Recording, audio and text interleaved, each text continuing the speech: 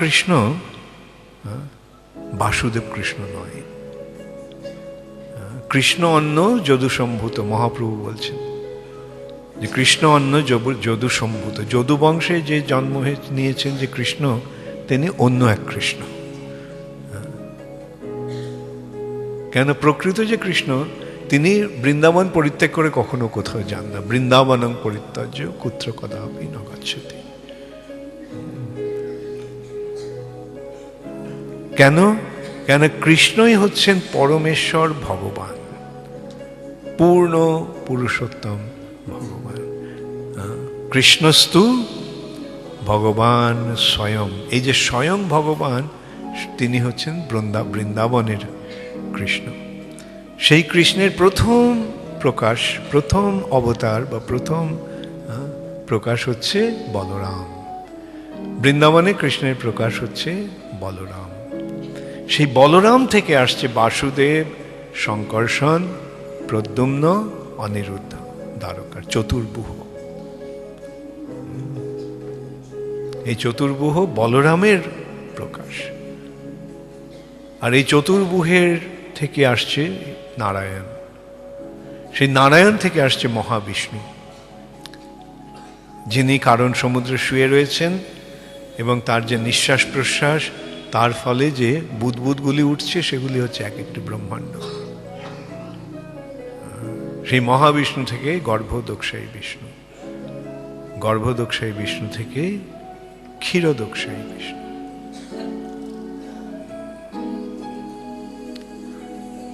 শঙ্কর্ষণ থেকে কারণদোক্ষায়ী বিষ্ণু, গর্ভদোক্ষায়ী বিষ্ণু, অনন্ত শেষ, এরা হচ্ছে সেই বলরামের প্রকাশ। শঙ্কর্ষণ কারণতোয়সায়ী গর্ভোদশায়ী চ পয়োবধিশায়ী শেষশ্চ যশাংশ কলা স্বনিত্যানন্দাক্ষ রাম শরণং মমাস্তু। এই নিত্যানন্দকে, নিত্যানন্দ প্রভু হচ্ছেন বলরাম। সেই নিত্যানন্দ প্রভুর স্বরূপ বিস্তার করে প্রকাশ করে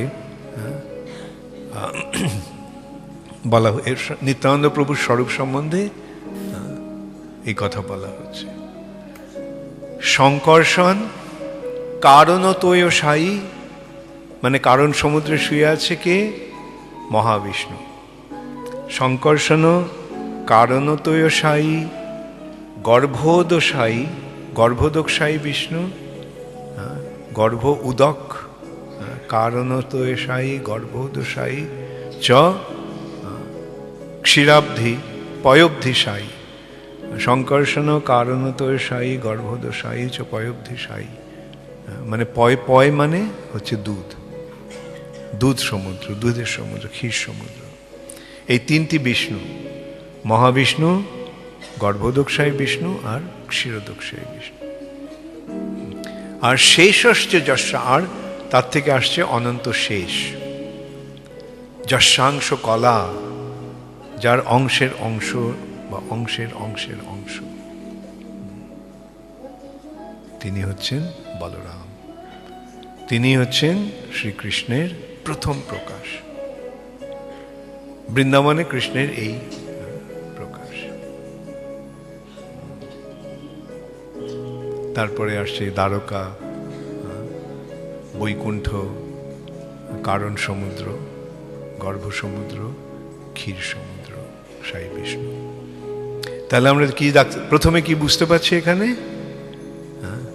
যে কৃষ্ণস্তু ভগবান স্বয়ং, শ্রীকৃষ্ণই হচ্ছেন স্বয়ং ভগবান।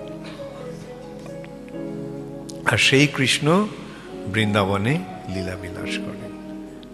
তিনি সব সময় বৃন্দাবন থাকেন, বৃন্দাবনে থাকেন। বৃন্দাবন পরিত্যাজ্য, বৃন্দাবনং পরিত্যাজ্য কুত্র কদাপি ন গচ্ছতি। বৃন্দাবন ছেড়ে তিনি কখনো কোথাও যান না। তাহলে প্রশ্ন উঠতে পারে, আরে তাহলে কৃষ্ণ তো এখানে এসে লীলাবিলাস করলেন। ভালো প্রশ্ন, তাই নয় কি? কি হলো তখন? কৃষ্ণ কিভাবে এলেন? বৃন্দাবন নিয়ে এলেন। তিনি বৃন্দাবন ছেড়ে এলেন না, তিনি বৃন্দাবন নিয়ে এখানে